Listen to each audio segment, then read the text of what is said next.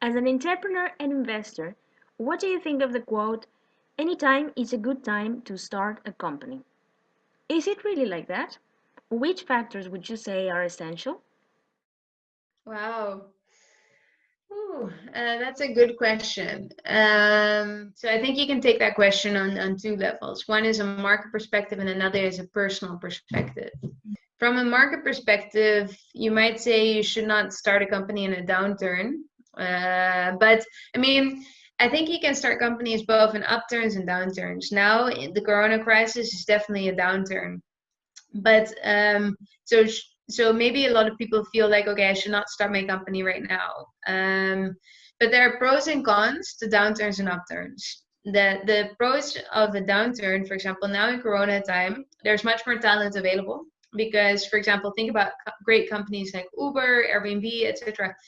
Everybody has laid off a lot of very talented people who are now looking for jobs. Went from being in a total war on talent to having great talent available. The flip side of it, for example, is as same with marketing costs. Marketing costs are suddenly much lower than pre-corona. The flip side is that it might be more difficult to raise funding now. But investors are going to be very, going to be more picky. So investors will only want to pick those ideas that really solve a problem. So if you have a good idea, so there will be plenty of funding available if you have a really good idea. Those are the positives and the negatives of investing or starting a company in a downturn. You can also start a company in an upturn, then there's plenty of money available. It's very easy to get fundraising. But on the other hand, there will be much less talent available, or it will be very competitive. Marketing costs will be sky high. So, I mean, I think from a market perspective, it's always a good time to start a business. The other perspective is, your personal life. I mean, starting a business does involve taking risk. You don't have stable income, or at least maybe not in the beginning. Can you stomach the risk of starting a business? Do you have the right family situation, the right sort of support to make that happen? I think those are important considerations in assessing whether for you personally it is the right time to start a business. How do you see the startups ecosystem now? Are there any changes? Companies have been definitely affected. So I think you can make a difference between B2C and B2B companies. If you look at B2B companies, what has primarily been affected is sales cycles. So sales cycles. So what you saw is that some B2B companies are on the good side and some people are on the bad side. Obviously, Zoom, video calling, remote work tools, all of that is on the good side, right? There they have an uplift. The majority of companies are on the bad side. And the majority of companies are affected by slow sales cycles. So if you were, for example, working with retail businesses, you might have seen your customers canceling or asking for payment delays or downsizing, etc. But even if you were not directly affected, so you're not serving, for example, industries that are heavily hit by Corona, you would still be affected by the fact that companies now are not willing to make investments.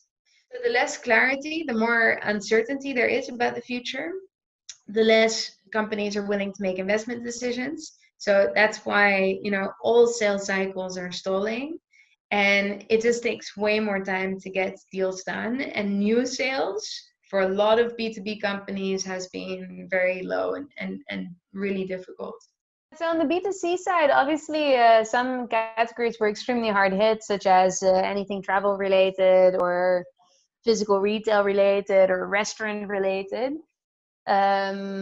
But many other categories, I think fintech was not super affected. A lot of, e-commerce has been very positive, and any sort of business derived from e-commerce. So I think B2C overall is a little bit less hard hit.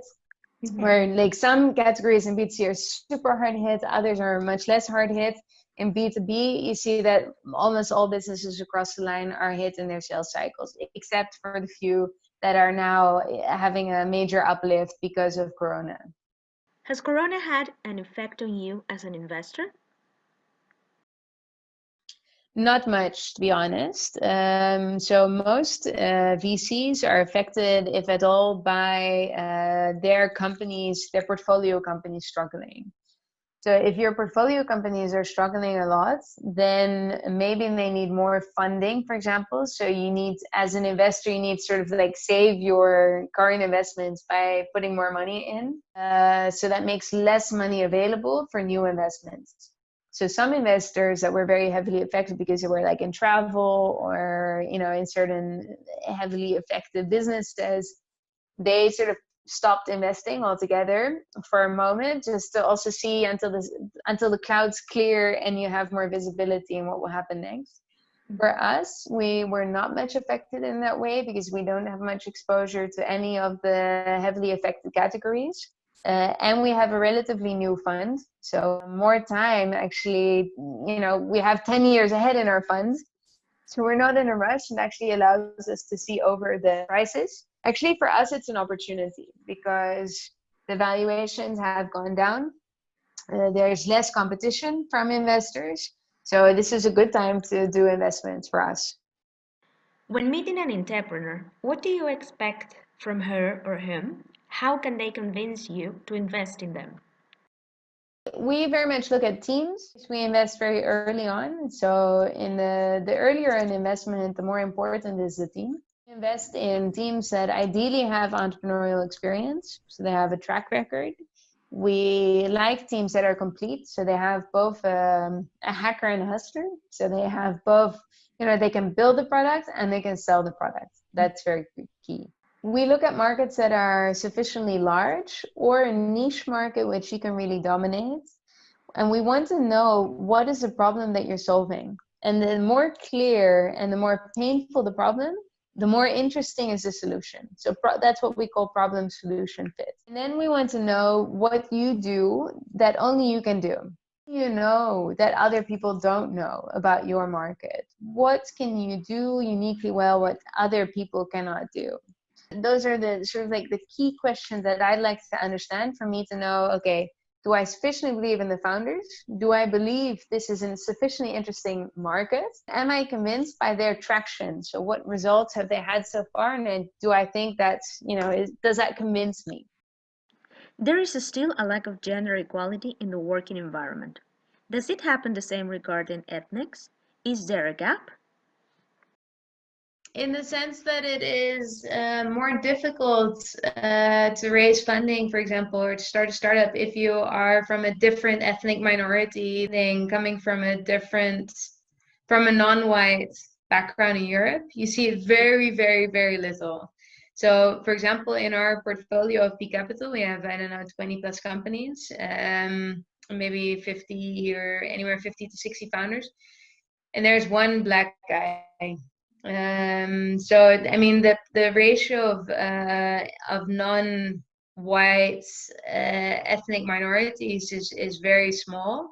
Well, there are many things that make it difficult. Similar for women, when you don't see any examples of women in the top, or if you don't see any examples of non-white people, you know, who are successful startup founders, who are successful investors, who are in the top of like, you know, business life, then it is, if you don't see any examples, it's much more difficult to visualize, you know, you being successful in that way.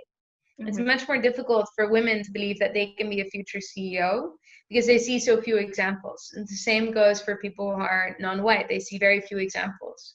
They have less of a network. So, I mean, that's a factor. They have less strong a network with investors or, you know, in the top of the business life. So a lot has to do with not having the expectation that you can reach it.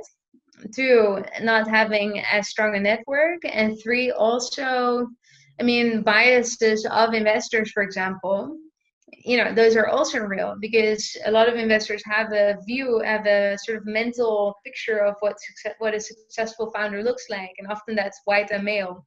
And so I think stereotypes do also still play a role.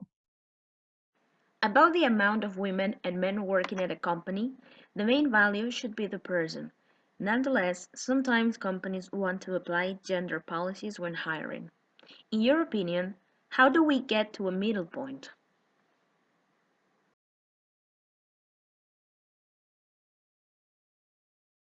I think you do need to actively make an effort to improve the level of equality. For example, in the Netherlands, at least, right, at board levels, there's now a quota. So you need to have 30% of your board members needs to be a female. And I think that is good. Normally, I'm not very in favor of adverse selection. So to select a woman just because she's a woman.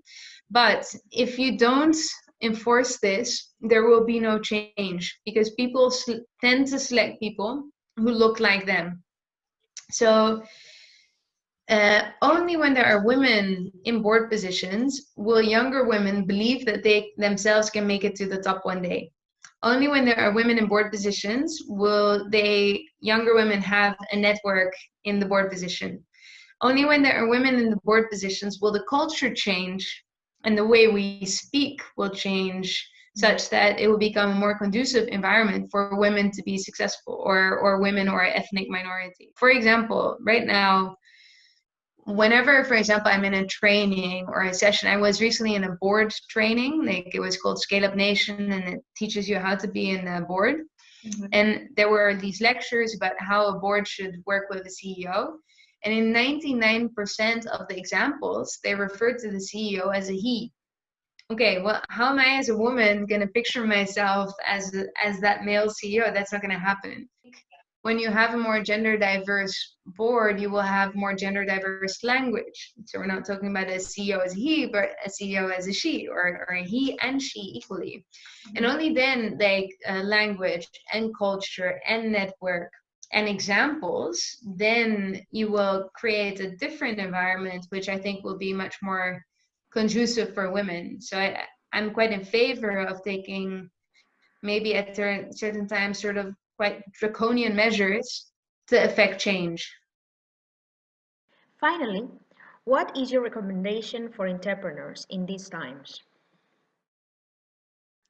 Plan for the worst, I would say at this point. I think the first thing that a startup needs to do is to survive, and the second startup needs to do is to thrive. But if you don't survive, you cannot thrive. So the first, you need to survive, and that means that you need to have enough cash to get to a point where you can, reliably do your next fundraising.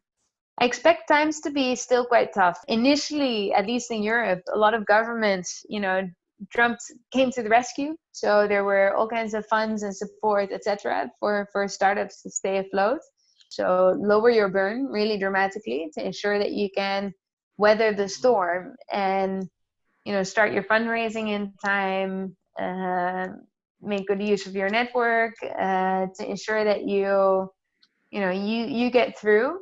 And the storm will ultimately end. So, if you have a strong business idea and it has, and I think crises are great in the way that it separates what is good from what is bad. Those businesses that are weak will ultimately not make it through. And that's a good thing in a way, right? Because when there's an economic boom, you see a lot of businesses that should not have existed, but, are there because there's so much money in the market. And then they raise high valuations, but ultimately they die and they disappoint. So, now is a good time to really test if you can survive in this time. You have a great business. You are going to have a wonderful business. So it's also good to know that there's light at the end of the tunnel, but you need to make it through the tunnel. So you need to really plan for the worst and get through in a very lean and mean way.